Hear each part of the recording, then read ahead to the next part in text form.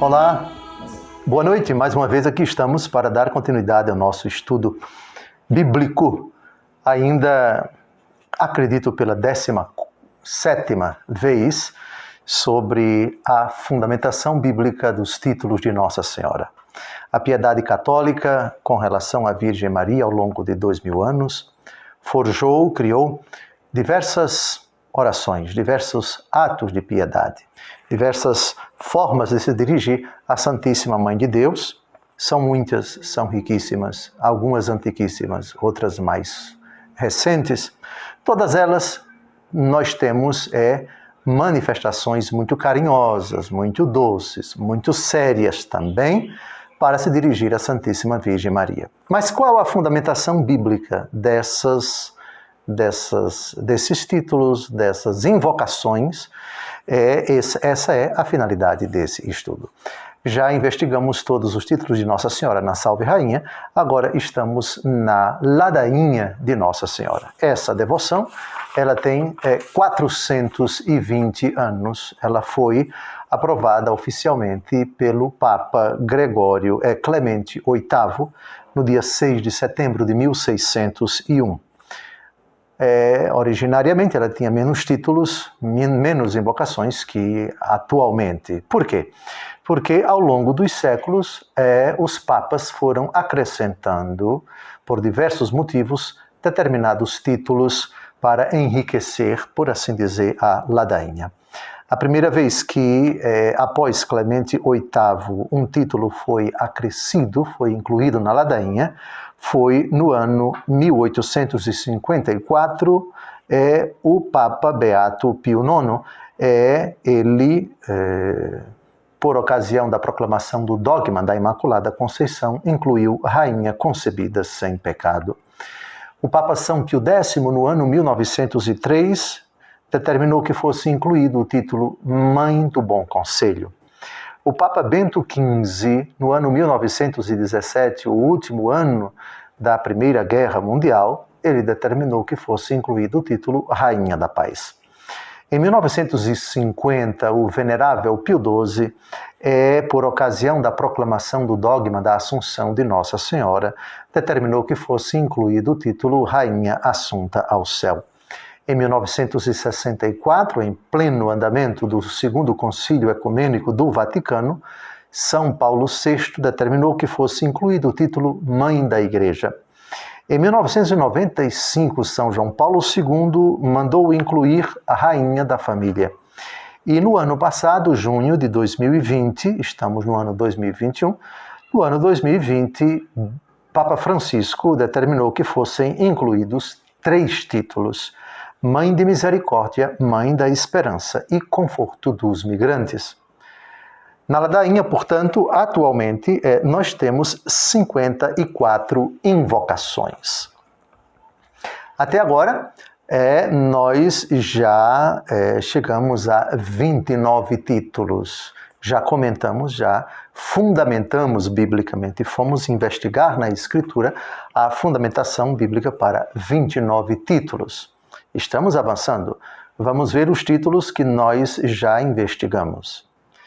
Santa Maria, Mãe de Deus, Santa Virgem das Virgens, Mãe de Jesus Cristo, Mãe da Igreja, Mãe de Misericórdia, Mãe da Divina Graça, Mãe da Esperança, Mãe Puríssima, Mãe Castíssima, Mãe Sempre Virgem, Mãe Imaculada, Mãe Digna de Amor, Mãe Admirável, Mãe do Bom Conselho, Mãe do Criador, Mãe do Salvador, Virgem Prudentíssima, Virgem Venerável, Virgem Louvável, Virgem Poderosa, Virgem Benigna, Virgem Fiel, Espelho de Justiça, Sede de Sabedoria, Causa de nossa alegria, Vaso espiritual, Tabernáculo de eterna glória, Morada consagrada a Deus e Rosa mística. Agora, vamos começar Torre de Davi. E o que ainda temos pela frente? Torre de Davi, Torre de Marfim, Casa de Ouro, Arca da Aliança, Porta do Céu, Estrela da Manhã, Saúde dos enfermos, Refúgio dos pecadores, Conforto dos migrantes, Consoladora dos aflitos, Auxílio dos cristãos e uma série de Rainha.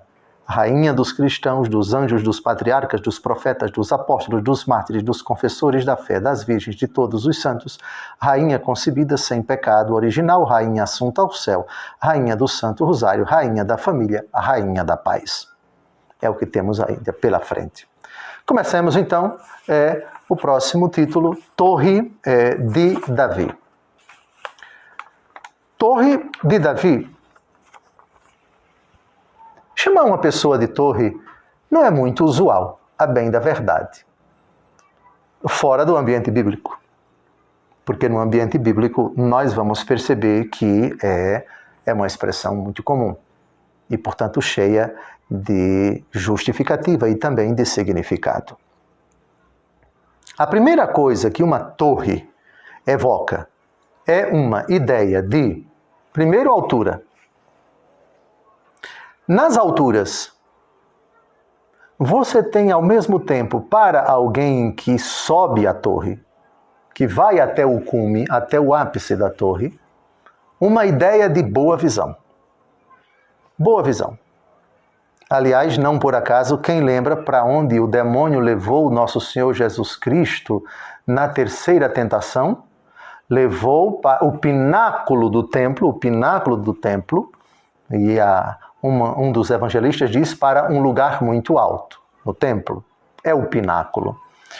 Dali, se tem uma visão muito bonita, não somente e ampla e total, da cidade de Jerusalém, hoje menos, porque hoje nós temos a Jerusalém antiga e temos a Jerusalém nova, mas naquele tempo se podia ver com muita probabilidade toda a cidade de Jerusalém e o vale do Cedron, o vale que se encontra ao redor da cidade, o Jardim das Oliveiras e tantos outros espaços fora das muralhas. Então, uma ideia de circunspecção, de visão ampla, de totalidade. Depois, uma ideia, e essa é a principal finalidade para você levantar uma torre, é você colocar vigia lá. Vigia. Outro nome é atalaia. O que é uma atalaia? É uma vigia. O que é um atalaia? É um vigia. É aquele soldado ou aquela pessoa que fica lá na torre olhando. De lá dá para ver o que as pessoas que estão embaixo não conseguem ver. Se o inimigo está se aproximando, se vai chover, se está chegando uma tempestade de neve, uma tempestade de chuva, uma tempestade de poeira, uma nuvem, enfim, ou algum tipo de adversidade para soar o alarme. A torre também evoca uma ideia de defesa. Ela integra a defesa de uma cidade. Quais são as defesas físicas da cidade? Basicamente 3. Você tem as muralhas, você tem as portas da muralha, elas precisam estar com as trancas bastante reforçadas, porque se o inimigo tentar, eles não vão conseguir, ou pelo menos vão encontrar uma certa dificuldade. E a própria torre. Esses lugares estratégicos são importantes para a artilharia, por exemplo. Os soldados das torres e das muralhas, eles podem atirar com facilidade. E podem também ver quais são as armas que o exército oponente que está tentando invadir a cidade, quais as armas que eles estão utilizando. Também para usar as diferentes armas de ataque e de contra-ataque. Bem, então, a ideia de defesa, a ideia de circunspecção, a ideia de vigilância, de proteção, etc. Pronto. E Nossa Senhora é tudo isso? É tudo isso e muito mais, viu? É tudo isso e muito mais. Primeiro, ela é chamada de Torre de Davi. E aqui é impossível você não lembrar das muralhas de Jerusalém, que é a cidade do rei Davi. A cidade de Davi, por excelência, é Jerusalém. Belém é a cidade de Davi, é a cidade natal de Davi. Mas Davi foi quem conquistou e embelezou e reformou e fortaleceu e protegeu e ampliou a cidade de Jerusalém. E essa cidade tem várias torres.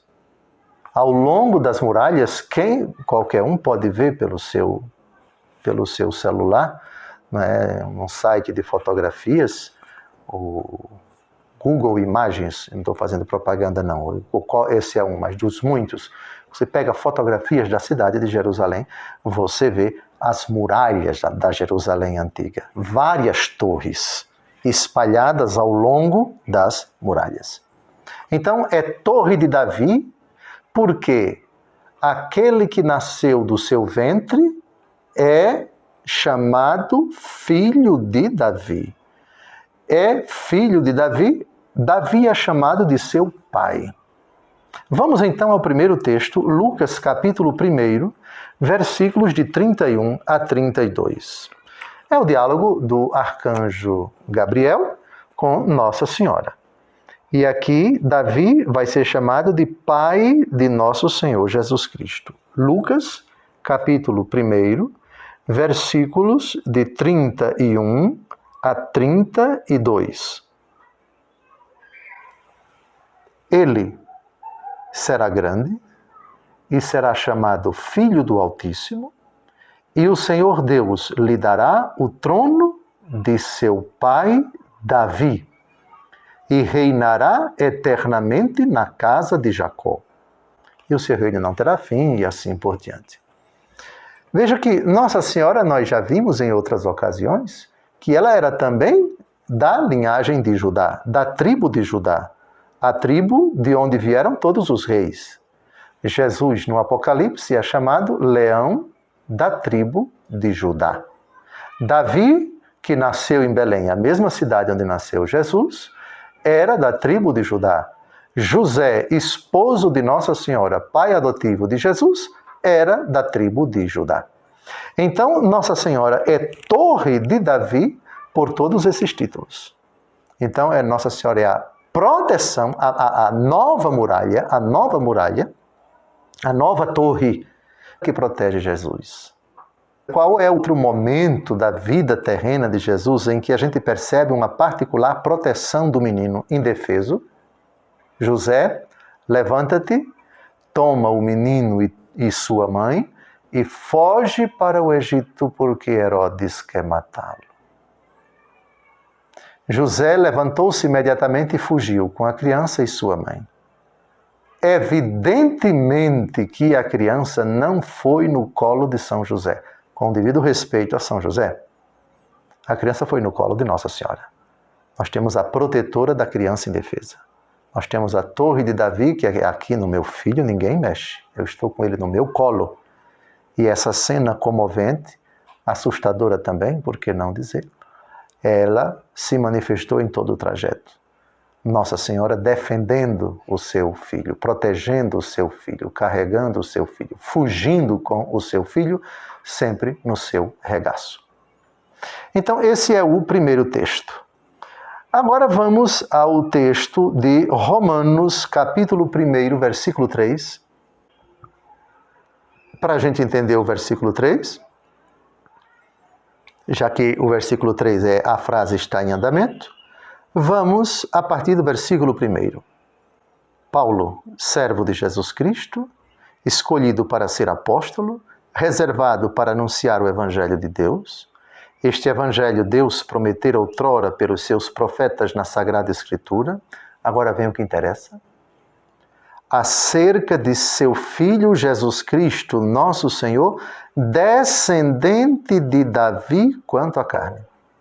O Verbo se fez carne, certo?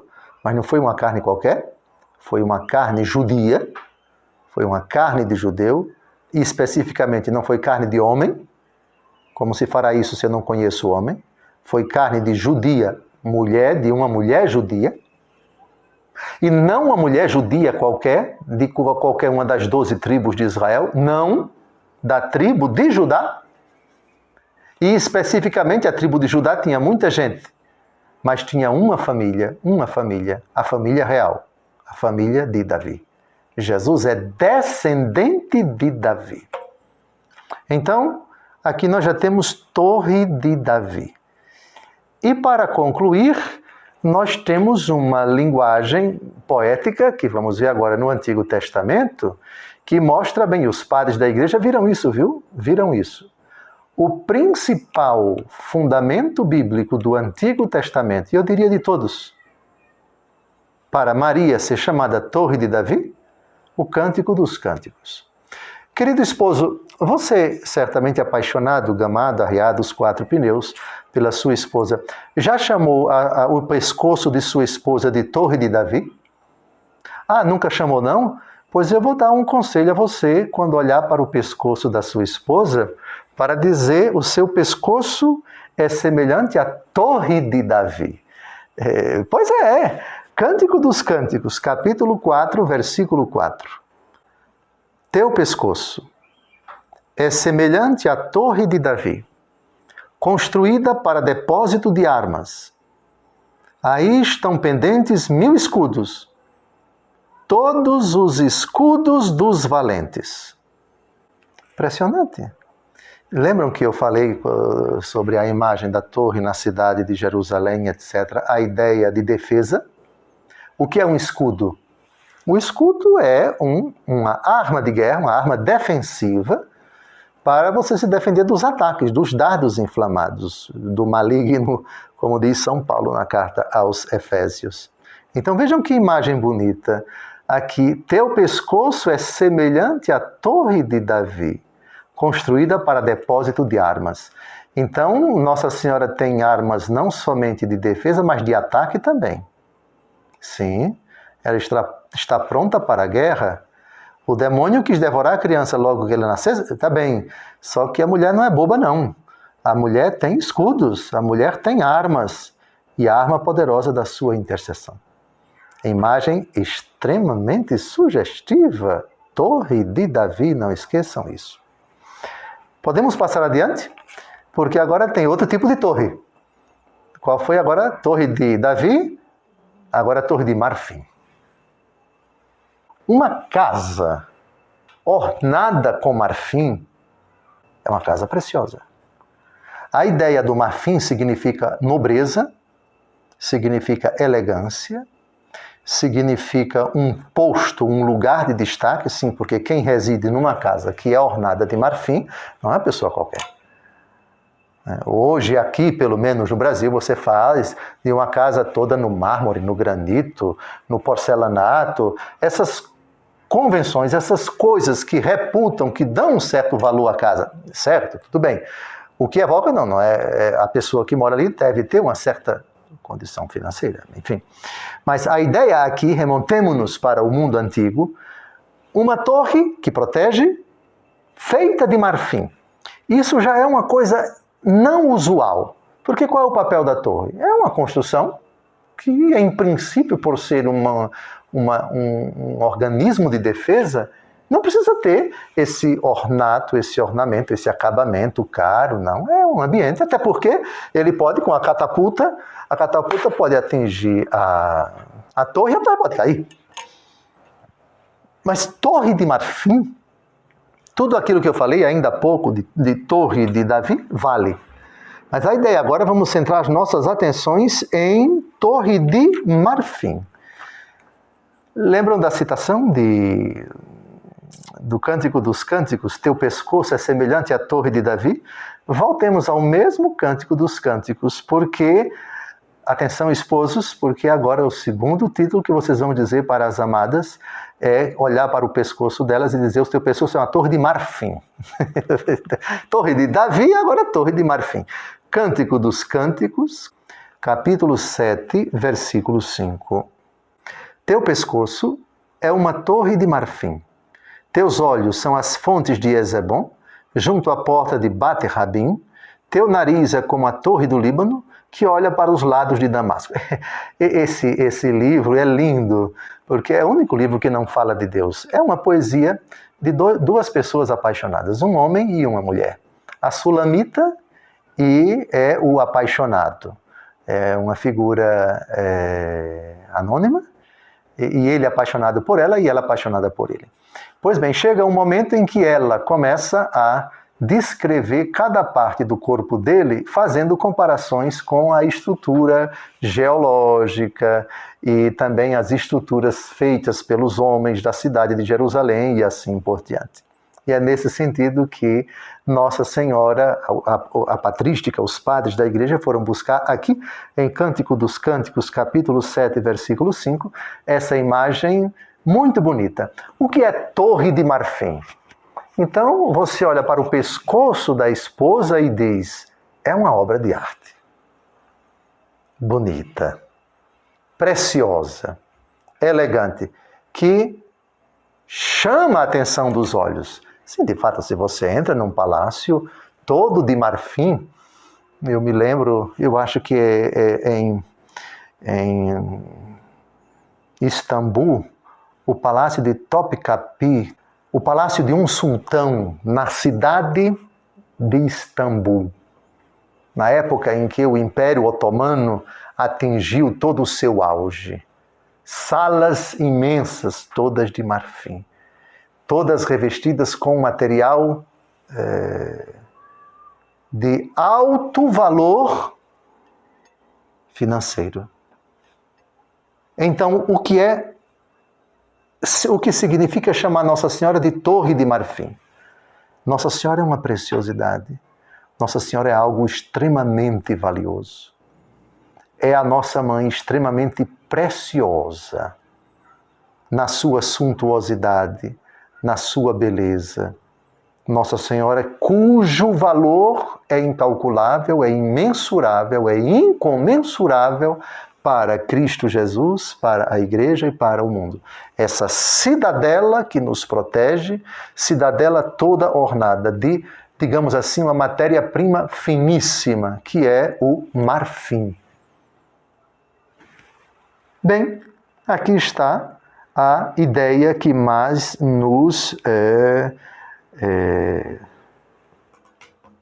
toca. Agora nós vamos ainda ao primeiro livro dos Reis, capítulo 10, versículos de 18 a 20, para mostrar o quê?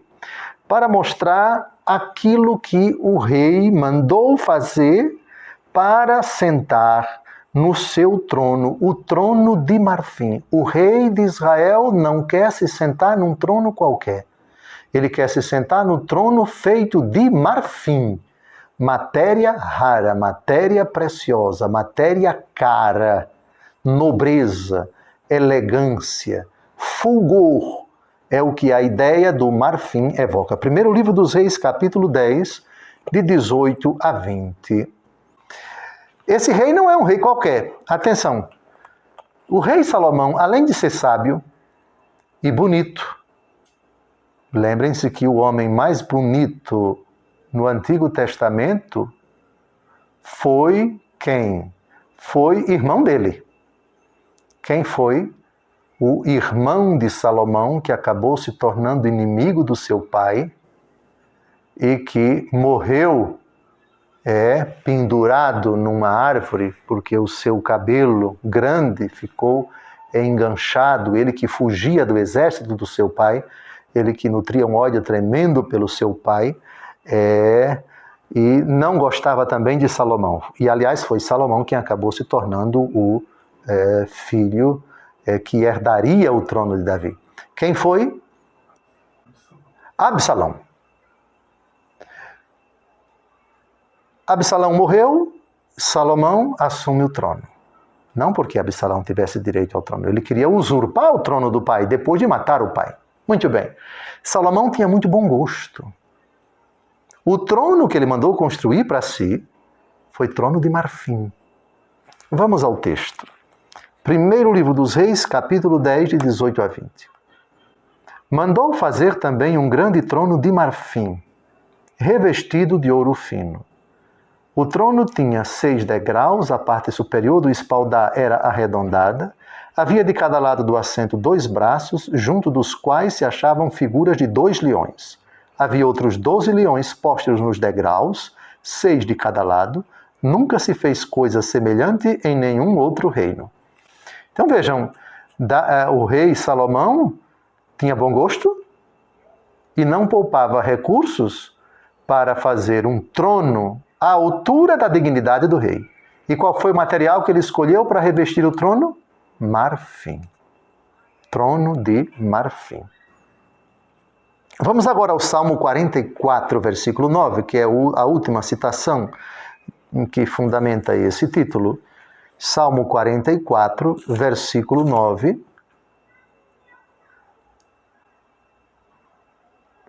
Exalam vossas vestes perfume de mirra, aloés e incenso, do palácio de marfim, os sons das liras vos deleitam.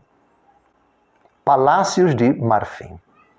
Agora lembrei, é o palácio de Topkapi, na cidade de Istambul.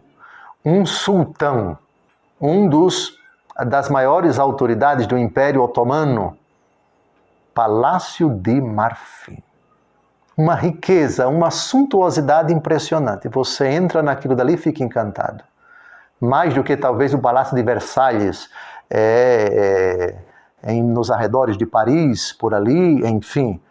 A ideia, portanto, de nobreza, de elegância, de suntuosidade, de méritos que Nossa Senhora, nossa Torre de Marfim, leva consigo. Ela que adentra, aliás, esse mesmo Salmo 44, que a tradição da igreja vê e aplica para Nossa Senhora, né? Ela que é adornada, o rei se encanta com a sua beleza e ela está cheia de brocados de ouro, ela adentra no palácio real e as suas companheiras se alegram e assim por diante. Bem, terminamos Torre de Marfim. Depois de Torre de Marfim, agora vamos à Casa de Ouro. Casa de Ouro. A ideia não é muito diferente, não. Se a ideia da torre evoca atalaia, vigilância, proteção, casa significa moradia, o lugar da residência, da intimidade, do descanso, do repouso. Casa é aquele ambiente onde transcorrem importantes momentos da nossa vida.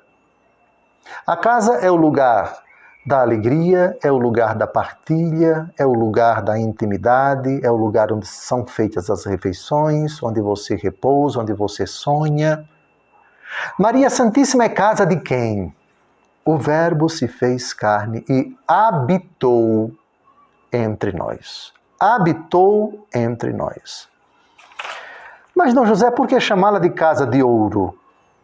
Casa de ouro porque o material precioso que se encontra na natureza dos mais destacados é o ouro. Misticamente simboliza o quê? Ave cheia de graça. Aqui está misticamente o significado do ouro, cheia de graça. Mas há um outro ouro que revestiu Nossa Senhora por ocasião não somente da sua concepção de Jesus no seu ventre, estando noiva, mas já no momento da sua concepção. Vamos buscar esse ouro que revestiu Nossa Senhora em Lucas capítulo 1, versículo 35. O contexto é a Anunciação. Depois que o anjo dá a notícia, Nossa Senhora pergunta no versículo 34 como se fará isso, pois eu não conheço o homem. Aí vem a resposta. Aí nós vamos perceber como esta casa foi revestida de ouro. Quem é esse revestimento de ouro? Respondeu-lhe o anjo: o Espírito Santo descerá sobre ti e a força do Altíssimo te envolverá com a sua sombra. Por isso, o ente santo que nascer de ti será chamado Filho de Deus. A força do Altíssimo te envolverá, te cobrirá com a sua sombra. Então, chamar Nossa Senhora de casa de ouro é chamar de um receptáculo, de uma residência, de uma morada, de uma tenda, onde habitou o nosso maior tesouro. Jesus é o nosso maior tesouro. Um tesouro não podia habitar senão numa casa revestida de outro tesouro. De outra grandiosa, digamos assim, de outro grandioso objeto de imenso valor. Tal é Nossa Senhora. Não é uma arca da aliança qualquer, se bem que ela é a arca da aliança, e vai ser o próximo título, vai ser o próximo título, mas deixemos a arca da aliança para lá. A arca da aliança foi revestida de ouro. Nossa Senhora é a casa toda revestida de ouro. Da ponta do cabelo à ponta dos pés. Toda ela revestida pela força do alto, pela força do Espírito Santo. No primeiro livro dos Reis, nós vamos ver um texto muito curioso. Uma casa inteiramente coberta de ouro. Vocês imaginem, isso realmente aconteceu? Tem isso no Antigo Testamento? Sim, tem. Primeiro livro dos Reis, capítulo 6, versículo 22. Repare que o capítulo 6 descreve a construção do templo. A construção do templo. O templo de Salomão, vejam, que desapareceu. No tempo de Jesus não era mais ele. No tempo de Jesus já devia ser um segundo ou terceiro templo, porque o primeiro templo foi destruído no tempo de Nabucodonosor. Depois, quando o povo voltou de Babilônia, o templo foi reconstruído em Esdras e Neemias.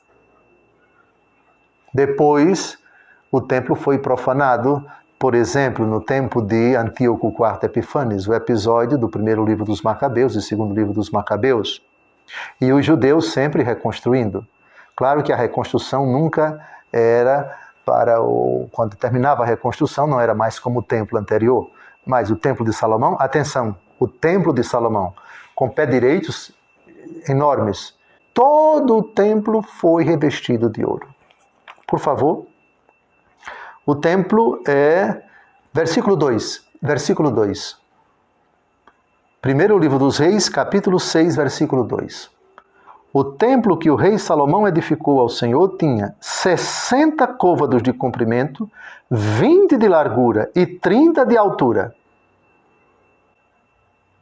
O templo que o rei Salomão edificou ao Senhor tinha 60 côvados de comprimento, portanto, frente e fundo, como se diz, né? 60 vezes 44, 26 metros. 20 de largura, 20 vezes 44. Seria 8 metros. Certo? E 30 de altura. 30 vezes 44. 13 metros. 13 metros. Agora vamos ver se tudo isso foi revestido com o quê? Não foi com argamassa, não foi com porcelanato, não foi com marfim, nem foi com outro material nobre da natureza. Foi ouro. Primeiro livro dos Reis, capítulo 6, versículo 22.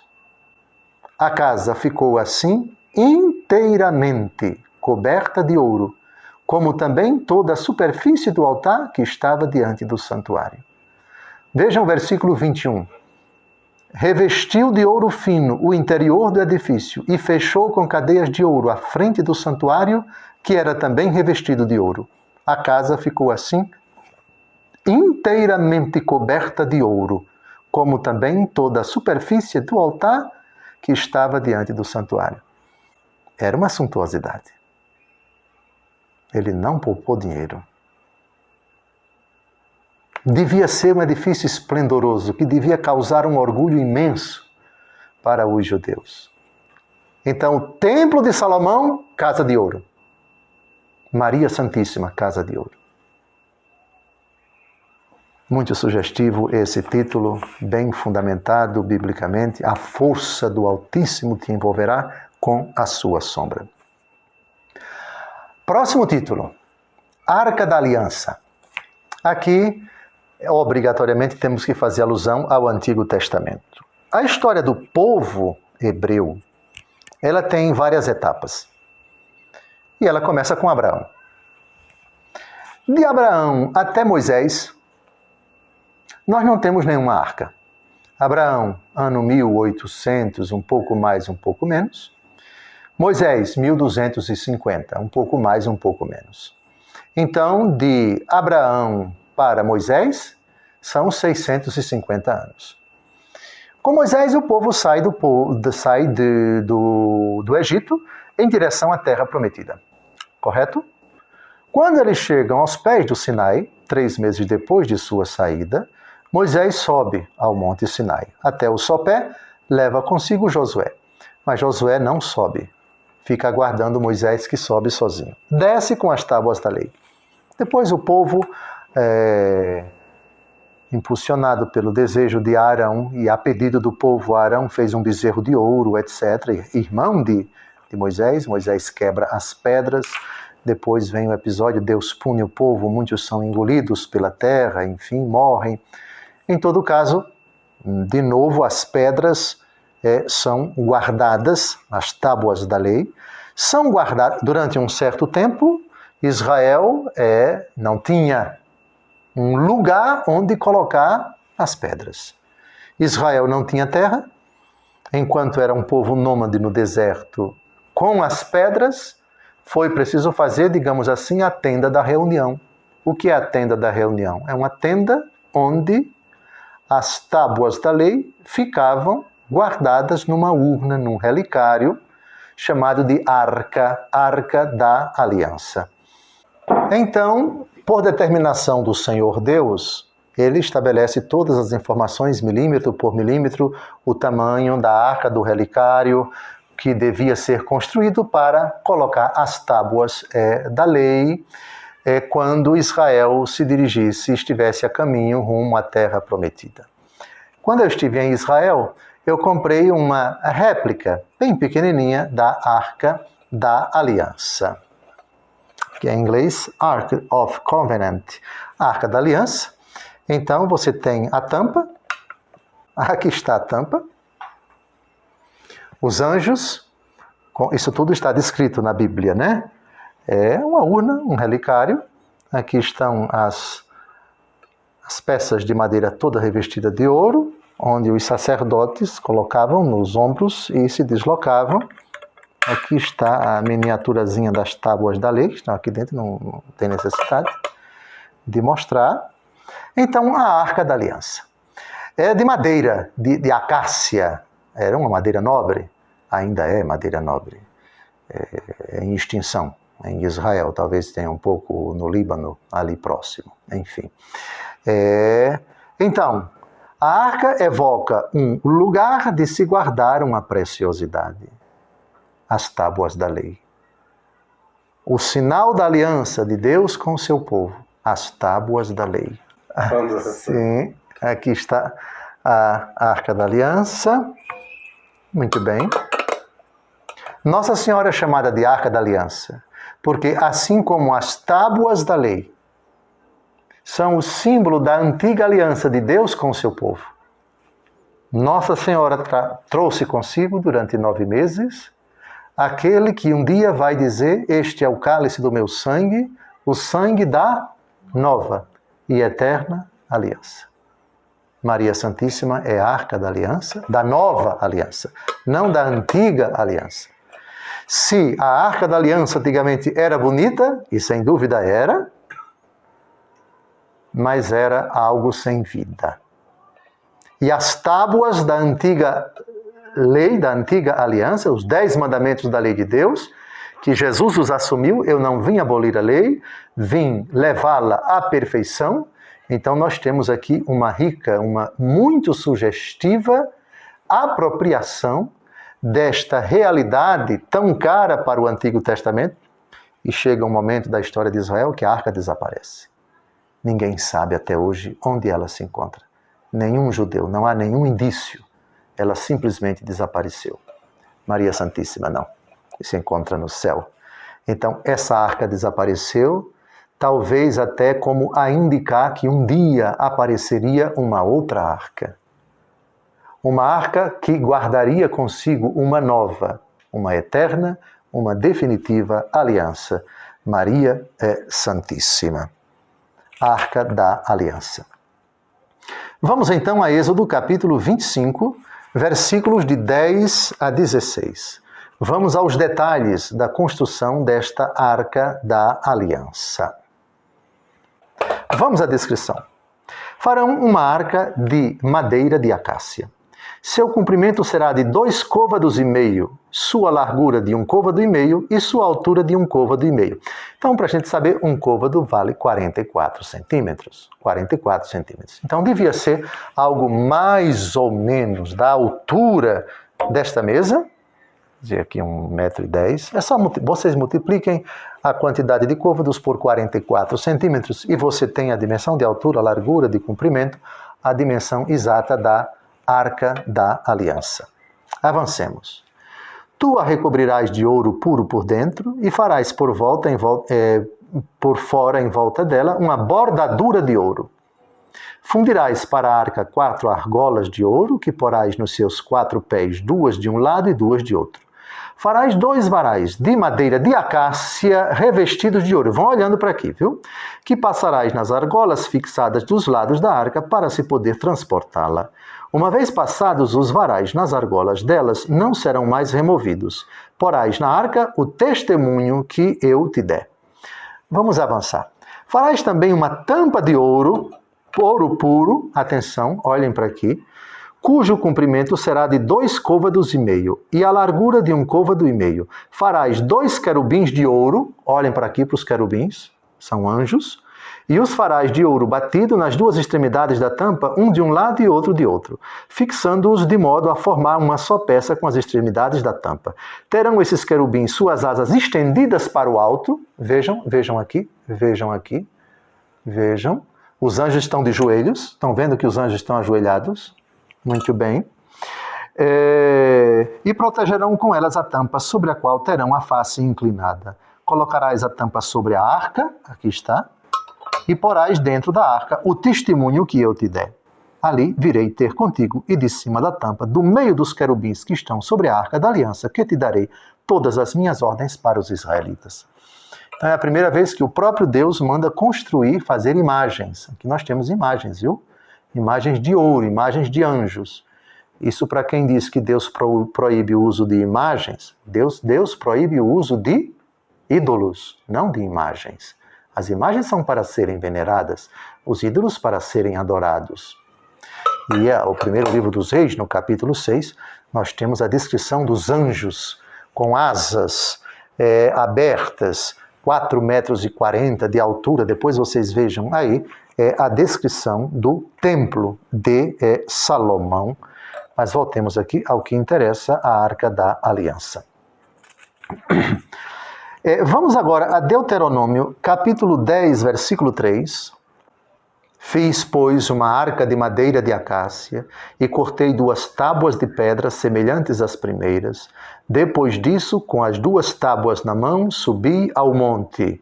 O Senhor gravou nas novas pedras o que eu tinha descrito nas primeiras, as 10 palavras, etc, etc, etc, etc. É Moisés falando a respeito das tábuas que vão ser colocadas na arca, feita de madeira de acácia. Veja, não era ouro puro, era madeira revestida de ouro, tá claro? Tá claro? Bem, agora o Novo Testamento vai falar 3 vezes, em 3 situações, 2 na carta aos Hebreus. Vamos a Hebreus 8, versículo 6, Novo Testamento. Hebreus, capítulo 8, versículo 6. Ao nosso sumo sacerdote, entretanto, compete ministério tanto mais excelente, quanto ele é mediador de uma aliança mais perfeita, selada por melhores promessas. O Senhor Jesus, na cruz, selou um pacto definitivo, uma aliança irrevogável, nova e eterna. Uma aliança que não vai ser substituída, não é mais provisória, mas é para sempre. Aliança, para nós entendermos a Arca da Aliança. Pule agora para Hebreus, capítulo 9, versículos de 1 a 5. A primeira aliança, na verdade, teve regulamentos rituais e seu santuário terrestre. Consistia numa tenda, a parte anterior encerrava o candelabro e a mesa com os pães da proposição chamava-se Santo. Atrás do segundo véu achava-se a parte chamada Santo dos Santos. Aí estava o altar de ouro para os perfumes e a arca da aliança, coberta de ouro por todos os lados. Dentro dela, a urna de ouro contendo o maná, a vara de Arão, que floresceu, e as tábuas da aliança. Em cima da arca, os querubins da glória, estendendo a sombra de suas asas sobre o propiciatório. Mas não é aqui o lugar de falarmos destas coisas pormenorizadamente. E segue. Então, de novo, no Novo Testamento se fala da Arca da Aliança. E o último texto, a última referência à Arca da Aliança no Novo Testamento é Apocalipse, finalzinho do Apocalipse 11 e Apocalipse 12. Aqui está o principal fundamento. Atenção, o principal fundamento para o título de Nossa Senhora, Arca da Aliança.